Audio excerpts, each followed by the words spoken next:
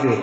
তো এইবারে আপনাকে যেটা বলছিলাম যে একটা মশলা সম্পর্কে লিখেছেন, এই যে মসজিদের চেয়ার, মসজিদে এখন চেয়ারের দেখবেন ভিড় দিনের দিন বাড়ছে, বেশিরভাগ মানুষ মসজিদে চেয়ারে নামাজ পড়তে শুরু করেছে।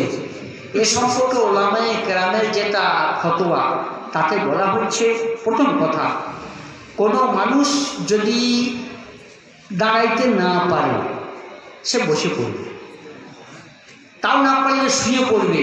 চেয়ারে পড়াটা হচ্ছে একটা আভিজাত্য, নম্রতাটা প্রকাশ পায় না। চেয়ারে বসা মানে একটা আভিজাত্য প্রকাশ পায়, আল্লাহর কাছে আভিজাত্য প্রকাশ করা চলে না, নম্রতা প্রকাশ করতে হবে। এই জন্য যদি হাত বেঁধে দাঁড়াইতে পারি ভালো কথা, না হয় বসে পড়বো, না হয় শুয়ে পড়বো, কিন্তু চেয়ারে বসবো না। 2 নম্বর কথা হচ্ছে, অনেক ভাই আমরা আছে এমন দেখি তারা হাঁটতে পারে, চলতে পারে, কিন্তু হয়তো হাঁটুটা ভাঁজ করতে পারে না, চেয়ারে পড়ে। তারও মশলা হচ্ছে, ও যেহেতু দাঁড়াইতে পারে, বাড়ি থেকে হেঁটে হেঁটে এসেছে, ওকে তকবীরে তাহরিমাটা দাঁড়িয়েই বলতে হবে। তকবীরে তাহরিমা বলার জন্য দাঁড়িয়ে বলা শর্ত। কেউ বসে বসে তকবীরে তাহরিমা মানে আল্লাহ আকবার বলে হাত বানিয়ে নামাইটা হবে না, ওটা দাঁড়িয়ে বলতেই হবে যে দাঁড়াইতে পারে।